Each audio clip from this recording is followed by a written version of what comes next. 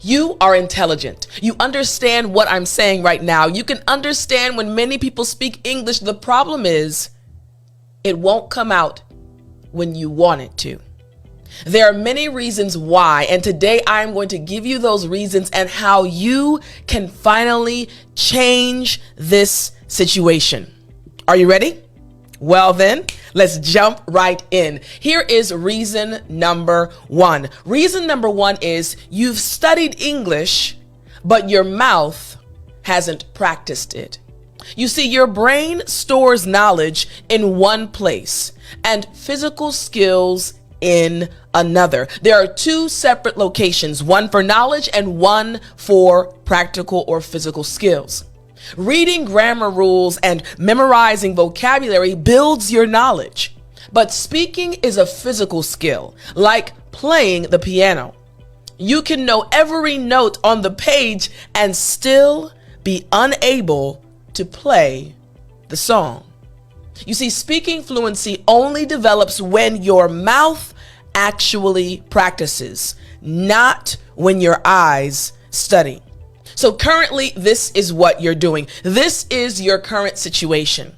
You're reviewing grammar notes. You're intelligent. You've learned a lot. So you have your notebooks just like me behind me, right? You're reviewing your grammar notes or your vocabulary lists, but you're doing it silently at home, reading through them, making sure you understand them, and you do. And then you're wondering, though, why speaking is still hard. It's because you're literally locked in. You're focused. You're looking at the rules, but you're not using them. Okay, Teacher Tiffany, that makes sense. What can I do? How can I change this? Here is the new method I want you to use. I want you now to take any sentence you just read or thought and say it out loud. Pay attention. So I want you to imagine that same notebook you have. You have an amazing notebook, and your notebook is full of sentences, full of grammar rules, full of things you learn each and every day. And I want you to think of one of the sentences that you have written in your notebook. You've read that sentence many times. Your eyes have seen that sentence many times. You know that sentence in your brain. But now what do you need to do? You need to say it out loud. This is step number one. Step number two, then say it again in a slightly different way. Step number one now. Say it out loud. Let your mouth get practice. But you're not going to stop there. Step two, say it again in a different way. Say it in a different way. Your mouth just needs practice. Just like an athlete, you have to do something over and over again. Let your mouth practice. After you say it the second time, then do it again. You see, your mouth is practicing, not just your eyes. So once again, say it again. Your mouth needs practice. Your mouth needs an opportunity to say what you are learning. So the old way is just reviewing the grammar with your eyes, reviewing the vocabulary with your eyes, storing the information here. The new way is to say it out loud 3 times. Reason number 2. Reason number 2 is you recognize words easily, but can't produce them when you need them. Again, you are intelligent, you are smart, you are amazing, you know so much, but when you want to produce the words you've learned, they just won't come out. You see, recognizing a word and producing a word use completely different brain pathways. I want us to dive into this. Recognizing versus producing. So in your brain, I I want you to imagine your brain has two different sides, two different areas. One area is for recognizing. Now, you can recognize the word. You know exactly what the word is. You are recognizing the information. So let's say recognize. The challenge is when you go to speak, you need to produce the information. Well, to produce the information, you need to access a different part of your brain. So we have the recognize part and the produce section. Two different sections, recognizing and producing. Right now, you are recognizing what I'm saying. You are comprehending, but we need to access this side to help you produce. You see, years of reading and listening built your recognition pathway, so you understand words easily when you see or hear them. But the production pathway, the one you need when speaking, is much weaker because you rarely use it. Knowing a word exists is not the same, listen to me, it's not the same as being able to retrieve it, produce it on demand. So let me tell you what's happening right now for you. Currently, let's say you're learning the word exhausted by reading it and knowing what it means when you see it. You know this word exhausted. You understand. Even if I were to use the term right now, oh, I feel exhausted, you would recognize the term exhausted. You understand, you comprehend this term, but now we need to change the way you are studying because you've learned the word, but we need you to actually produce the word. Here's the new method, your new study method. I want you to practice out loud, saying, I'm exhausted, I'm drained, I'm worn out, I'm burnt out. You're building the retrieval path for each word by actually traveling, letting your brain travel from one part to the next and actually using it. So again, I want you to say out loud, I'm exhausted. Now, instead of just knowing the word, you are producing it by saying it. You're retrieving it. Now I want you again to say out loud, I'm exhausted. Now it's not just staying in your brain, it's actually coming out of your mouth. Use what you learn. Here is reason number 3. Reason number 3 is nothing has become automatic yet, so everything costs energy. Nothing is automatic. Nothing feels like your native language just yet, so it costs energy. You see, fluency only happens when the basic mechanics of speaking, common grammar patterns, frequent phrases, standard pronunciation require no conscious thought. I'm not thinking hard right now. Things are just coming out naturally because English is automatic for me, just like your first language is automatic for you. You see, when nothing is automatic, every single element demands deliberate attention, and there is simply not enough mental capacity for all of them to happen at one time. Automation only develops through high repetition drilling of one specific pattern at a time until it stops requiring effort entirely. For example, if I were to ask you, hey, what's your name? Immediately you could say, my name is, insert your name. If I were to say, hey, can you introduce yourself? You would go right into your introduction. Why? You've practiced it over and over again. You've repeated it. Repetition makes it automatic. So this is what's currently happening with your studies. Currently, you are trying to improve everything at once. Vocabulary, grammar, pronunciation, spreading your attention across too many things and making slow progress across all of them. Your mind is becoming overwhelmed. You're doing too many things at one time. So if we're looking at what's happening in your brain, you are very intelligent. That is a fact.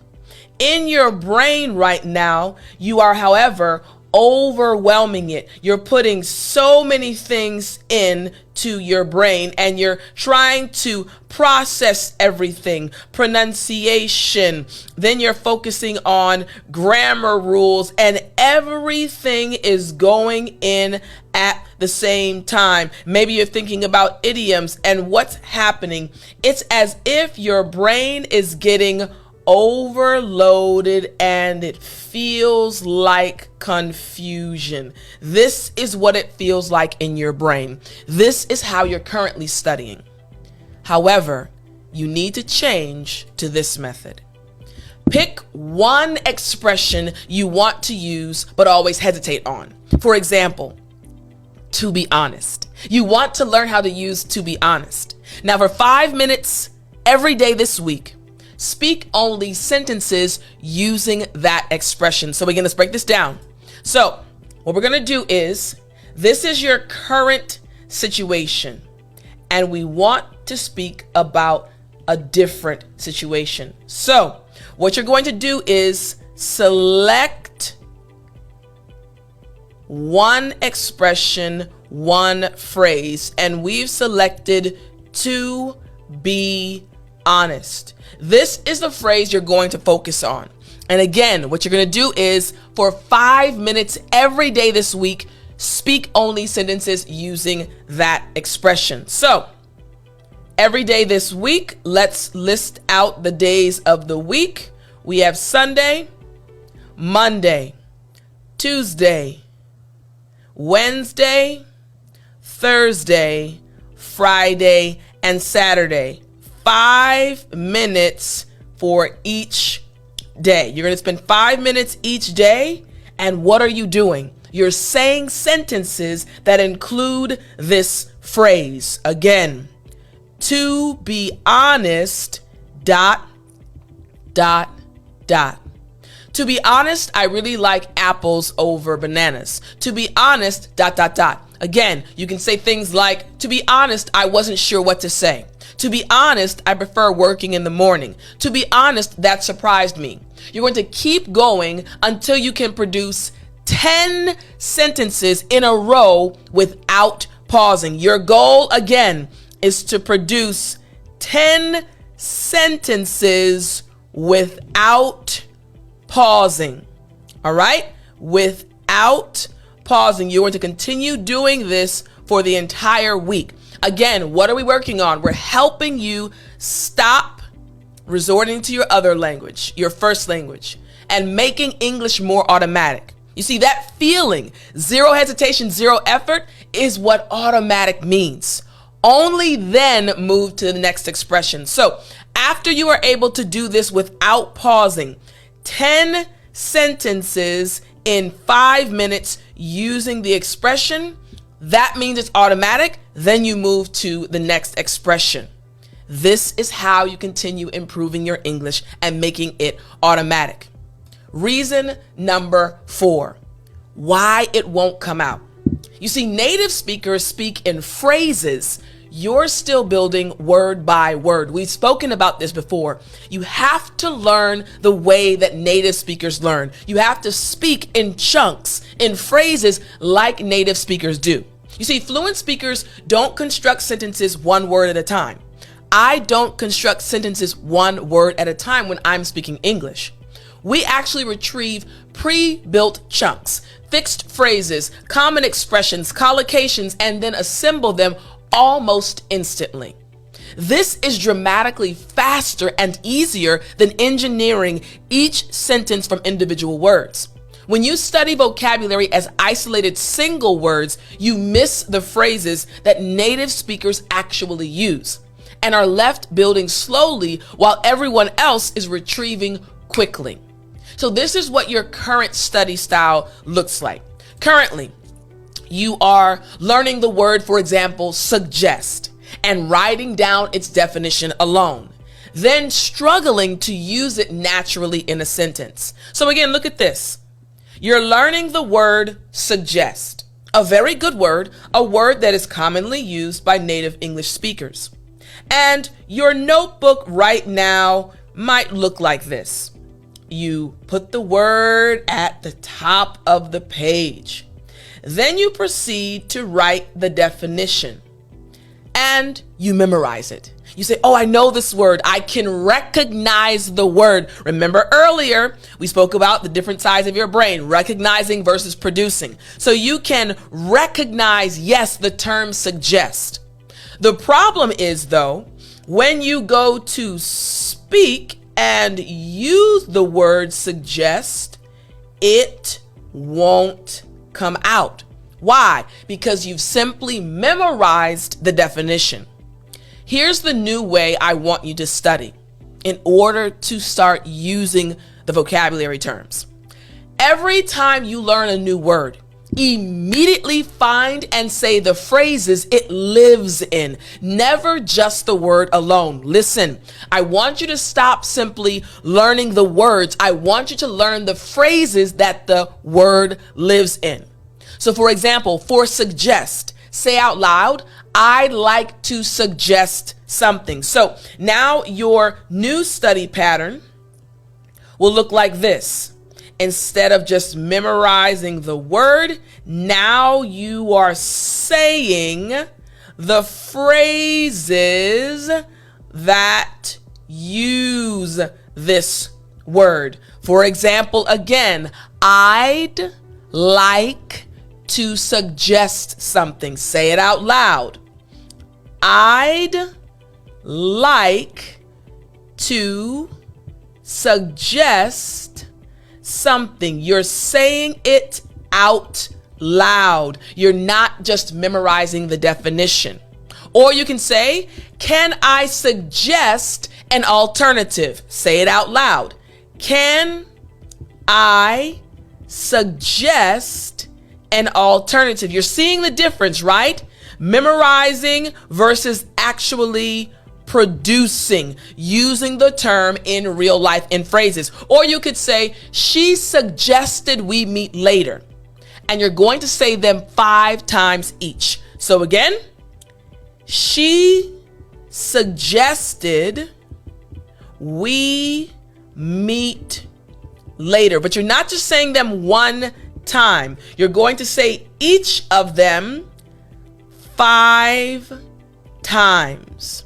Your mouth is going to get so much practice. You see, you're not learning a word. Now you are loading a phrase your mouth can fire as one complete unit. It makes sense, right? On the left, suggest is the recognition. I recognize the word. While on the right is the producing. I'm producing the word now in a real sentence, in a real phrase. It makes sense, right? Excellent. All right. Now we're moving on to reason number 5. Before we get to reason number 5, though, I do want to let you know that if you want to continue studying with me, if you see that your English is improving and you want to continue following a proven system, following daily lessons, I want you to enroll in the 365-day plan. I've created a plan to take you from the upper intermediate level to the advanced level in a 365-day period. If you want to enroll in the course, all you have to do is go to speakenglishwithtiffany.com/365plan. Once again, speakenglishwithtiffany.com/365plan. The link is in the description. Now we're moving to reason number 5. Reason number 5 is you know the rule, but you still say it wrong. You see, there are 2 completely different types of language knowledge in your brain. Explicit knowledge is the rule you can explain. Let's write this out. Explicit knowledge. So in your brain, we have again, your brain, an amazing brain. You are so intelligent. So in your brain, we have what's called a side that focuses on, let's change the color. Let's do this. We have explicit knowledge. All right? Explicit knowledge. And we're going to break down what this is actually referring to. So we have explicit knowledge. It's the rule you can explain. You understand the rule. You know the different parts of the rule. This is explicit knowledge. But implicit knowledge is the pattern your brain applies automatically without thinking. Then we have, again, implicit knowledge. You don't even have to think about it. It just automatically is applied when you speak. So we have explicit knowledge, the one you can explain, and implicit, the one that just automatically comes out without you thinking. You see, real-time speech requires what? Implicit knowledge. This is what is required to speak English fluently. But studying only builds explicit knowledge. When you are studying, you are building explicit knowledge. Studying builds this. Studying is important, but you're seeing the disconnect. I need implicit knowledge to speak, but when I study, only explicit knowledge is built. The two do not automatically connect. The only bridge between them is spoken repetition. Again, what is the bridge between these two? What is the bridge that connects these two? The bridge, once again, is spoken repetition. Spoken repetition is what connects these two together. This is why it's so important to speak. So spoken repetition connects these two, which gradually moves a pattern from the things I know system to the things I just do system. The things I know being the explicit knowledge, the things I know, to the things I actually use, the implicit knowledge. So let me show you and explain to you how you're currently studying. Currently, you look up, right? You're looking up when to use make versus do. Oh, when do I use make versus using do? Reading the explanation, feeling like you understand it, and then still saying do a mistake or make the dishes instead of make a mistake and do the dishes in conversation. But you understood it. You understood the reasoning behind when to use make and when to use do. You had the explicit knowledge. But that bridge, again, what? Speaking, spoken repetition, you haven't done that yet. So the implicit knowledge is not being applied or used. So how can you start creating this bridge? This is what you need to do. You need to stop reading about it and speak 20 sentences out loud using common make and do expressions. Let me break this down. If you want to go from explicit to implicit knowledge, I want you to do this. So when you are learning a new expression, right? Comparison. So right now we're comparing make versus do. This is what we are focusing on. So what you need to do is have 20 sentences that properly use make and do. 20 sentences, but you need to say them out loud. Again, you need to say these sentences out loud. You need to speak. So, for example, let's say we are learning for make a decision, and for do your best. So, we have make a decision. And then for do, we have do your best. You're going to write sentences, write in your notebook using these terms.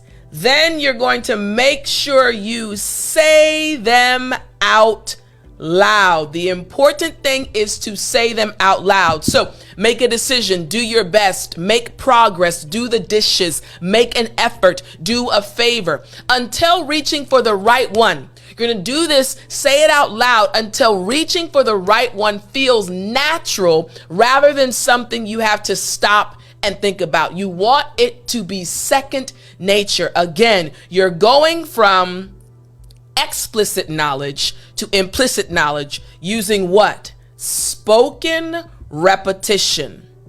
Saying them over and over again. Makes sense, right?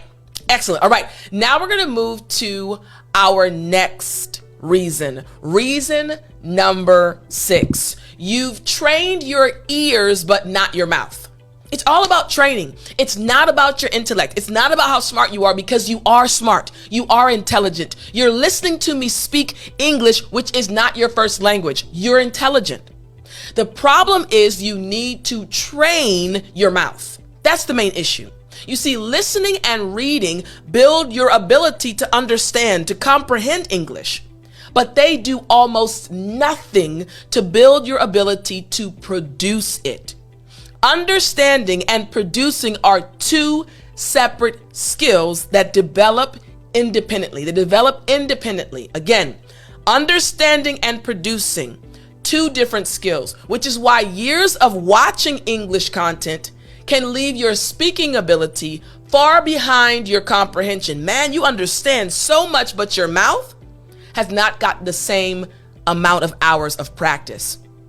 The production system only develops when you push yourself to actually produce language, not just receive it. So currently, this is what's happening. You see, you're watching a YouTube video in English. Maybe you're watching this lesson. I'm happy you're here. Welcome. You're watching this video in English or listening to it via the podcast. You feel good. Why? Because you understand it. You're smart. You're intelligent. And you're moving on. You understand it, you comprehend it. However, your mouth still has not gotten any practice. So here's the new way I want you to study. I want you to pause at the end of each section and summarize what you just heard. Woo-wee, I love this one.